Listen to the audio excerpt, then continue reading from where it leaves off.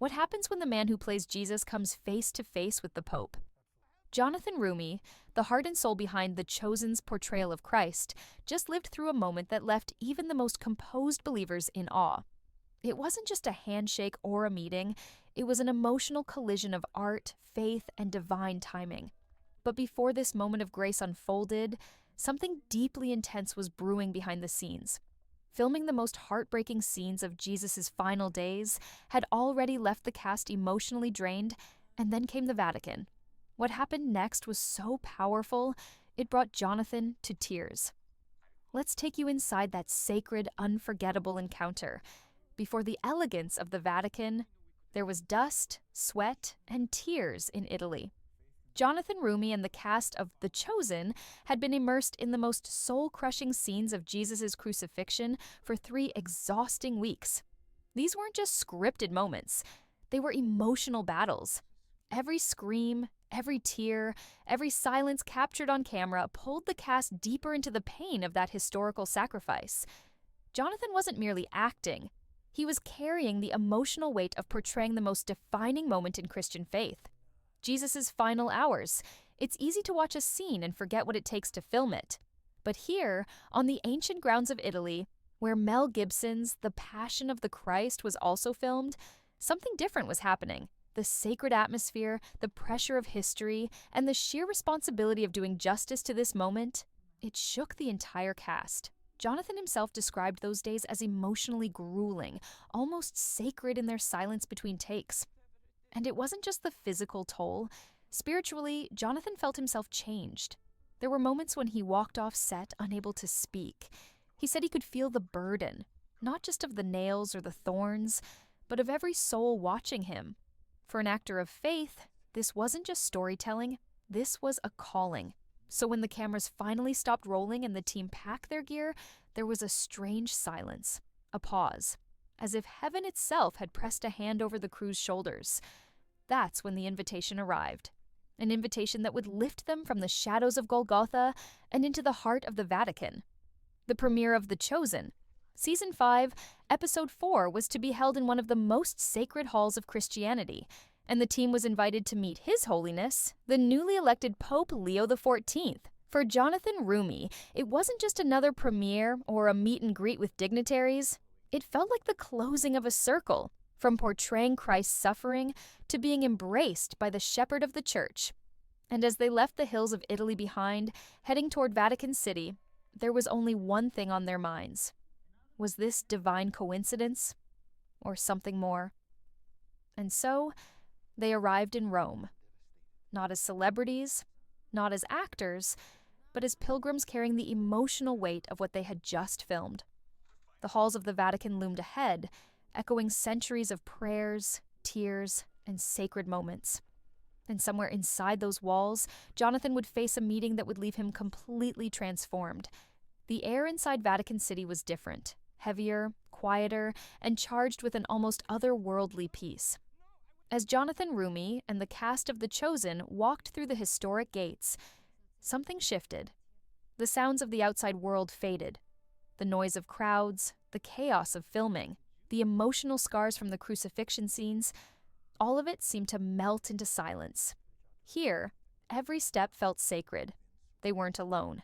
Alongside Jonathan were Dallas Jenkins, the creator of The Chosen, Elizabeth Tabish, who plays Mary Magdalene, George Xanthus as John the Apostle, and Vanessa Benavente, the face of Mother Mary.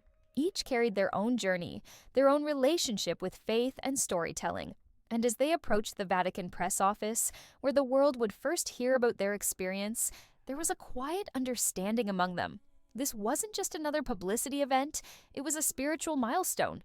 Before the screening, the team held a press conference inside the Vatican press hall, but it didn't feel like a typical media moment. No flashing lights, no rehearsed answers, just raw emotion and reverence. When Jonathan spoke, his voice wasn't just that of an actor promoting a show, it was the voice of someone who had been through something deeply personal. He talked about how The Chosen had reshaped his faith, how portraying Christ was no longer just a role, but a responsibility that humbled him every day. The questions from journalists didn't just focus on television production, they asked about the emotional cost of portraying Jesus, about how faith lived on set, about how the team managed to maintain spiritual balance while filming scenes of such brutality and grief. And each answer revealed more of the truth. This cast wasn't just acting, they were surrendering. Then came the moment that had brought them to Rome, the premiere of Season 5, Episode 4 inside the Vatican's legendary film library, a place few have ever entered, let alone with the purpose of showcasing a faith-based drama series. The screening room was grand, echoing with centuries of tradition. As the lights dimmed and the first frames of the episode lit up the screen, the room fell into an almost prayerful stillness. Imagine it. A story about Jesus Christ being told on the very grounds that have stood as the heart of global Catholicism for centuries. And in that room, among the pillars and paintings of saints and martyrs, sat the actors who gave those stories new life. Jonathan sat with his hands clasped, his eyes locked on the screen, but not just watching, remembering, reliving. The pain, the sweat, the silence on the hill in Italy. The moment he looked up to the sky, portraying Jesus in his final breath. And now, seeing it here, in a place so drenched in holy history, it overwhelmed him. As the credits rolled, the silence in the room lingered a moment longer. It wasn't just respect for the art, it was reverence for the message. The audience didn't just see a show, they felt something spiritual. And for Jonathan, it was almost too much to carry. His eyes welled with tears, not from pride, but from grace. Later, in an interview, he said that seeing the episode premiere in such a sacred place felt like divine alignment. He spoke of how deeply grateful he was, how impossible it all seemed just a few years ago. An unknown actor trying to make ends meet, now sitting in the Vatican as the man who brings Jesus to life for millions. But the most sacred moment was yet to come. Because while the premiere was deeply moving, the real heart of this journey would be sealed the next day, when Jonathan Roumie, the man who carries Jesus in The Chosen, would stand face to face with the Holy Father. And what happened in that moment would change him forever. The sun had just begun to rise over Vatican City on June 25th. Golden light touched the ancient walls of St. Peter's Basilica, casting long, quiet shadows across the square. But behind the peaceful beauty, hearts were racing. Jonathan Roumie and the cast of The Chosen were about to step into history. It was the morning they would meet Pope Leo XIV for the very first time, and no one could have predicted how powerful that moment would become. After the general audience at St. Peter's Square, where thousands of pilgrims had gathered, the atmosphere shifted. The crowd buzzed with anticipation, but for Jonathan, it was something else entirely. He wasn't meeting just a religious leader. He was about to stand before the spiritual figurehead of the global church as the man who portrayed Jesus. The weight of that reality pressed down on him, humbling, overwhelming, impossible to fully prepare for. As they waited to be called forward, time seemed to slow. Jonathan stood with Dallas Jenkins by his side.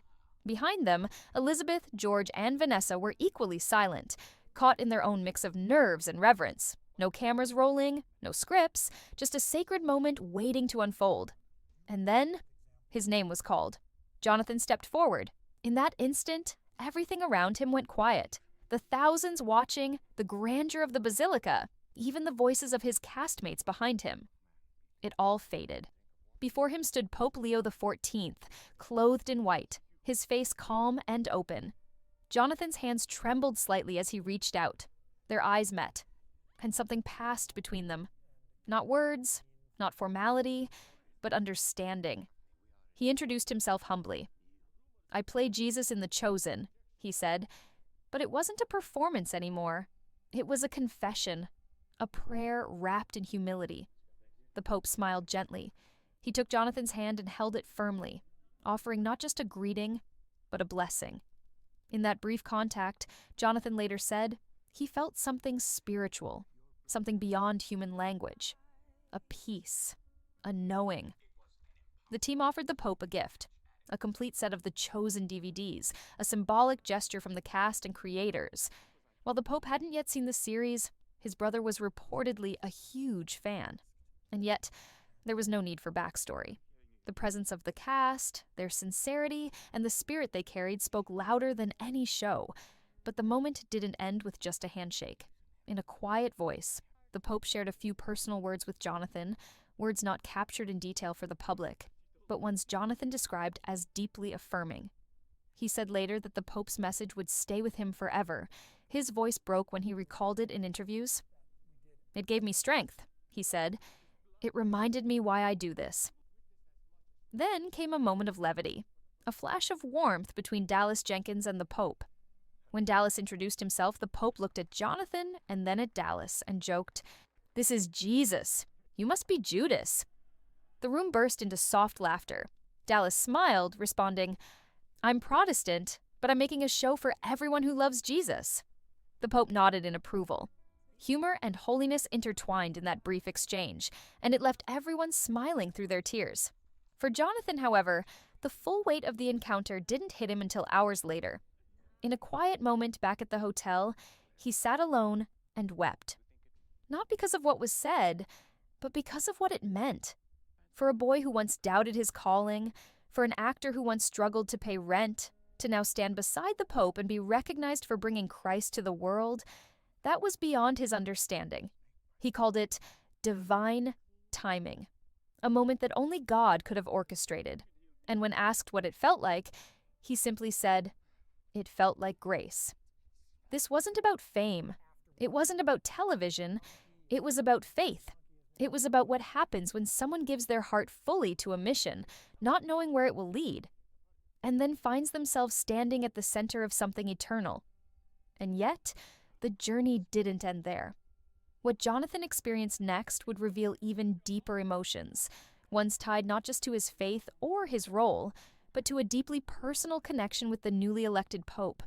A connection that would move him to tears in ways even he didn't expect. As the visit to the Vatican came to an end, there was one final moment that Jonathan Roumie hadn't fully processed yet, one that had been building quietly in his heart ever since Pope Leo XIV was elected. It wasn't just about the chosen. It wasn't even just about meeting the Pope. For Jonathan, something far more personal had been stirring inside him, something emotional, raw, and deeply unexpected. In an interview shortly after the audience, Jonathan opened up about the moment the new Pope was announced to the world. He said, "When he was elected, I wept." His voice cracked. He paused, clearly overwhelmed, and then he finished with words that felt like they came straight from the soul. "Because I never thought I'd see an American Pope in my lifetime." That simple statement carried the weight of 1,000 prayers. Jonathan, like millions of believers, had grown up viewing the papacy as something distant, unreachable, rooted in Europe, shaped by centuries of tradition. To witness an American chosen for such a sacred and global role wasn't just historic, it was deeply personal. And for Jonathan, who had spent the last 5 years pouring his heart into portraying the life of Christ, it felt like an unexpected gift, something divine. But the moment that brought him to tears came days later, during his in-person meeting with the Pope. Standing before Pope Leo, speaking in their shared native language, was something Jonathan never imagined would happen. "To get to communicate to him in our native language this week," he said, "is just something I never thought I would see in my life." It was more than just a conversation, it was a full circle moment. One that connected Jonathan's American roots with his spiritual calling. One that bridged his personal identity and the sacred role he plays on screen. And in that quiet connection, amid the marble columns and painted ceilings of the Vatican, Jonathan felt seen not as an actor, but as a child of God.